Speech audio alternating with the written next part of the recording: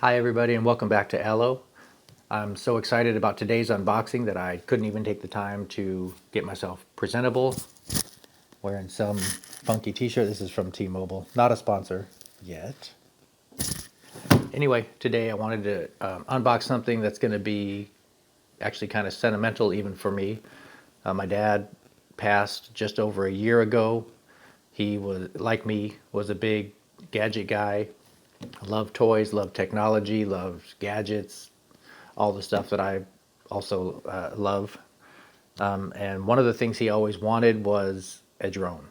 So today we're going to unbox this. That's right. DJI Phantom 4 Pro. One of the best prosumer drones that's available right now. This thing is amazing, so let's see what's in there and we'll talk about it.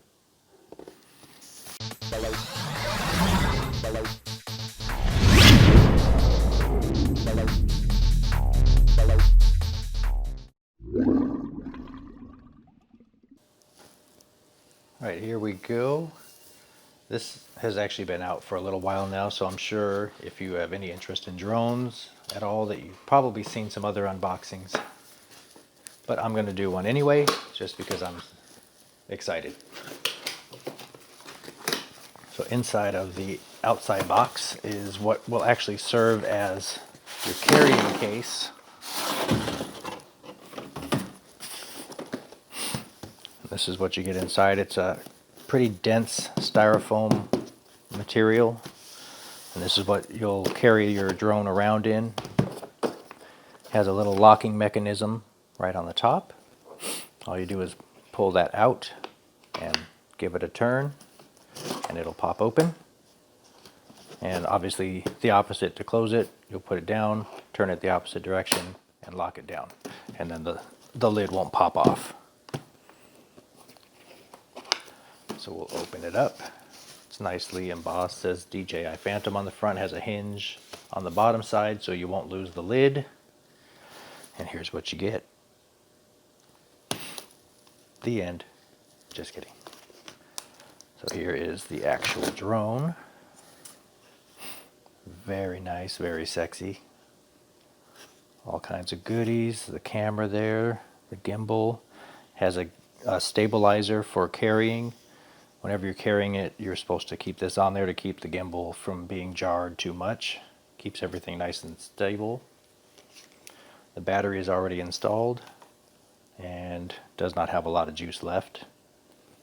And that's all you have to do on these to check the battery. Just press the button once. That doesn't power on the drone at all. All that does is check the battery level. You see there's all kinds of different sensors and ports and whatnot all around. This is the Pro version. On the standard Phantom 4, it has collision sensors, which is what these little things are here. These little sensors are collision sensors. And the standard one only has those in the forward position. So if it's flying towards you, it only has sensors in that direction. The Pro actually has sensors on the front, on the back, and actually has some sensors on each side as well as obviously on the bottom for positioning and whatnot. Oops, now I hit it again. So most important thing besides the drone is the controller. And with this version, has a flip up holder. You put your own, either a phone or a tablet of some kind in there and download the app. And that's where most of your controls are. Then the controller itself actually has a variety of different little buttons, bells, whistles. It's got a USB port for charging the actual controller and a micro USB for data transfer for upgrades and firmwares and whatnot.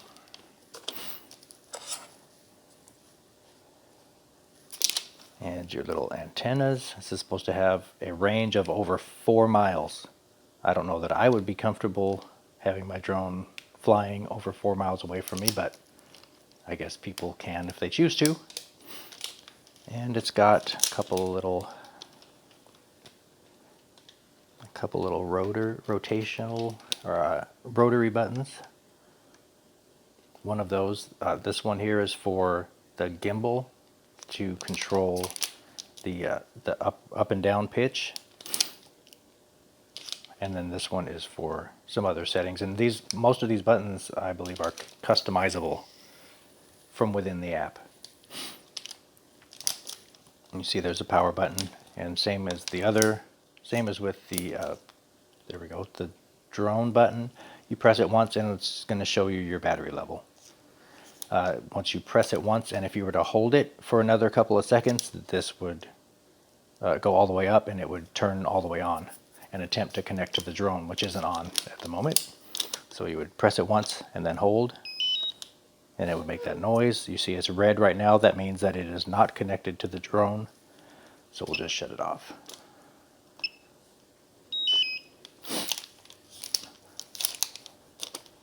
Ooh, some very nice joysticks. Feel very nice, very responsive, very snappy. When you let go, they snap right back, which is good, particularly for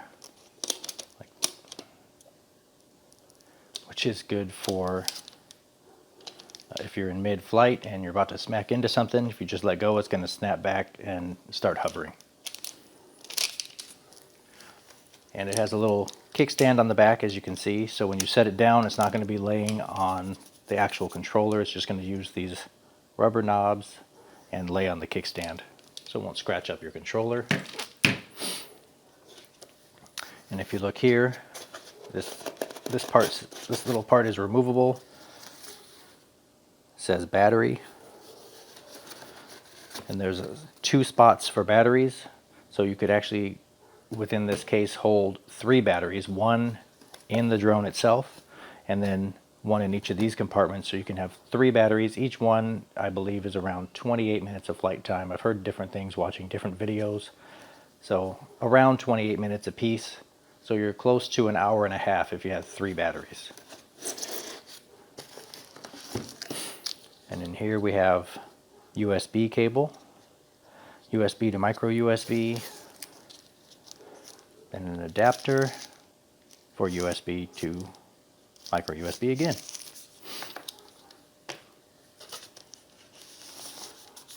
Here's a big packet of documentation. Luckily, in the days of YouTube, you don't need a lot of documentation. You just watch a video of someone else having done the same thing. These are your propellers. It has 2 full sets of propellers. And then your power supply and power cord. And that is all that is included inside. So now let's go set it up so we can have some fun. Hold on. I filmed a lot of footage of me fumbling through some menus, doing this whole setup. Your initial setup takes a while. There was a lot of boring footage you're not going to want to see. So I'm going to cut all that out with this little footage right here, and then we'll skip to the good stuff of the drone actually flying, which I made some mistakes there too. Just not remembering to hit record buttons here and there, because I'm running on the phone itself. I was running a screen recorder, an audio recorder, the GoPro app, and also the DJI app.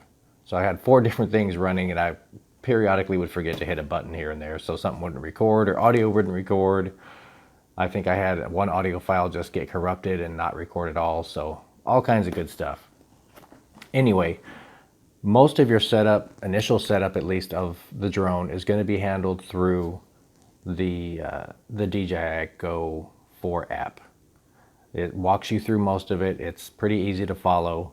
Just take your time. It does take a while. There's going to be definitely going to be a firmware update for the drone when you first unbox and get everything set up. Possibly for the controller too. I don't believe there was actually, but most of it is pretty self-explanatory.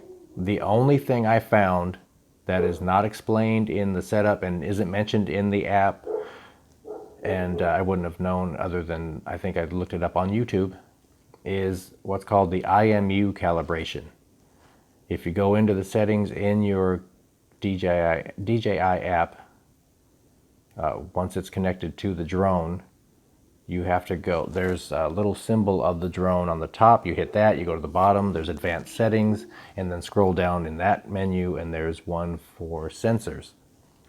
And that includes the IMU and the compass. The compass you'll do pretty much every time you go to a location and start flying, because that will orient the drone to your location and to its home location where you take off from. And that's very important. If you get into trouble and you need to use the return to home, that's how it finds its way back, and it knows exactly where to land and where to come back to. But the IMU calibration isn't mentioned anywhere that I could find. And I was having an error pop up every time I tried to load the app and connect everything together. It was giving me an error. But it didn't say IMU error, it said some other error. So, but fixing the IMU error fixed the error I was getting.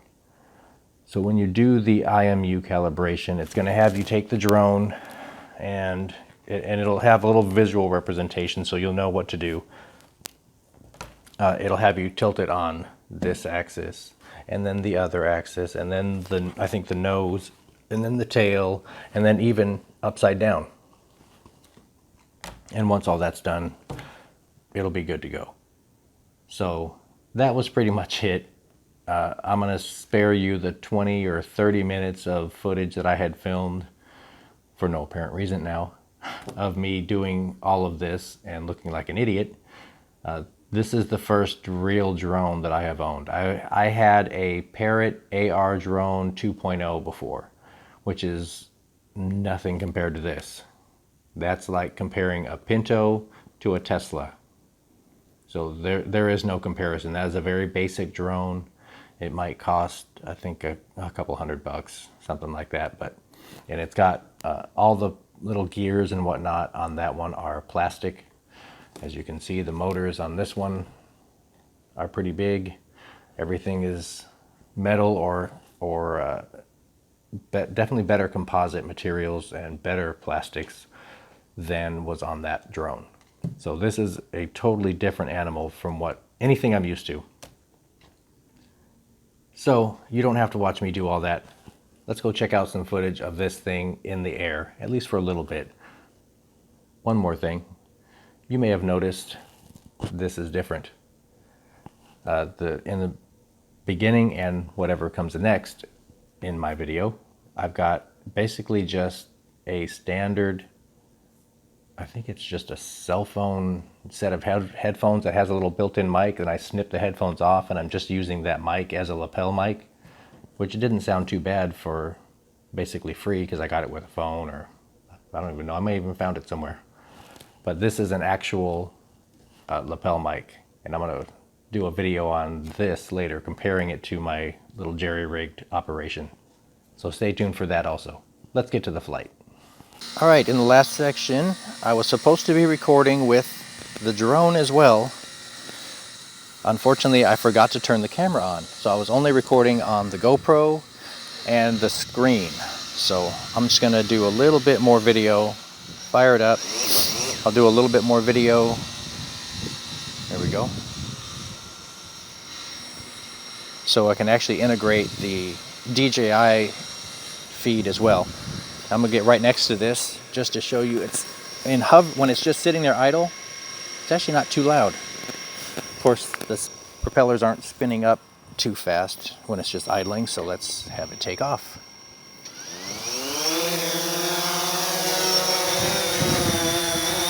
Back it up, raise it up, move it over, zoom.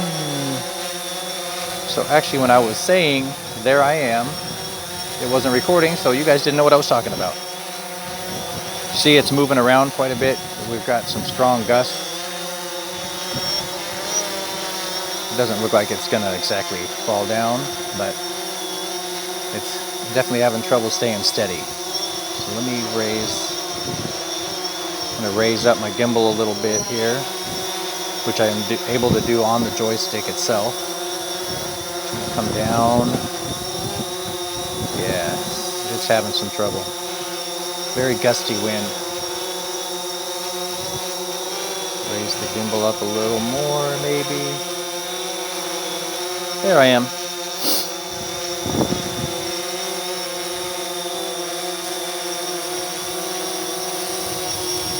Back it up. It's wanting to walk towards me. I think that's because the wind is really blowing right at me. So one of the things they say to do to learn is to actually pick a target and try to fly around it. Let's turn. Oh, yeah. Strong gust just hit.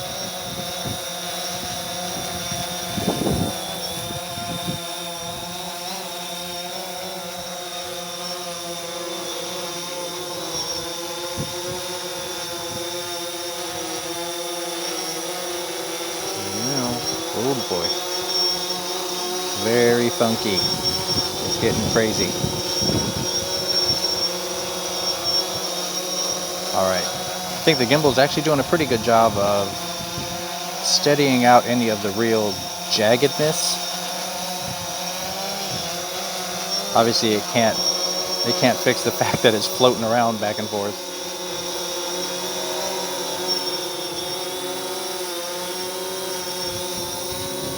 There's Cameron. Say hi, Cameron. All right, let's come back.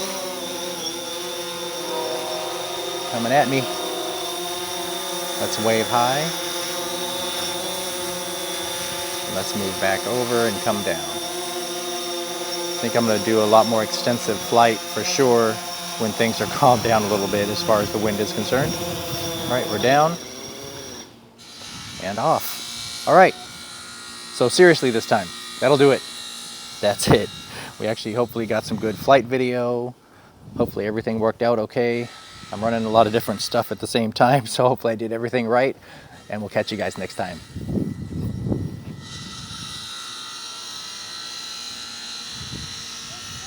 Oh, are you kidding me? Again, I did it. I didn't hit it again.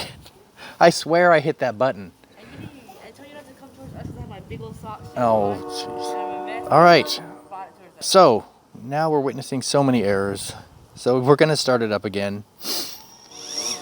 And we're going to fly a little bit just so I can get some darn video from the actual drone itself coming back up. Here we go. Look at me. Anyway, I was going to say earlier about the volume of information that's displayed on this screen. It has tons of stuff.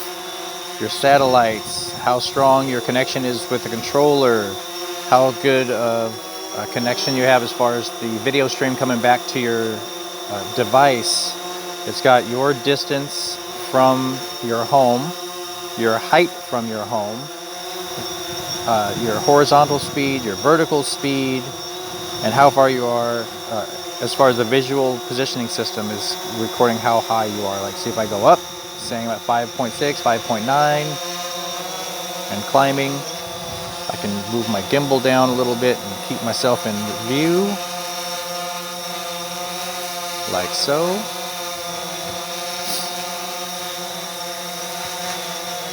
I can move it back up, move the drone down at the same time, kind of keep it, there we go, keep it centered. Move around a wee bit.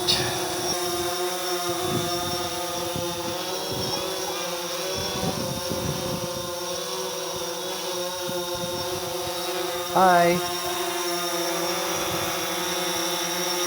Very cool. All right, let's go back down and we'll hopefully have some video for a change. So silly. And off. There we go. Third time's a charm. We've got some video. Let's check it out.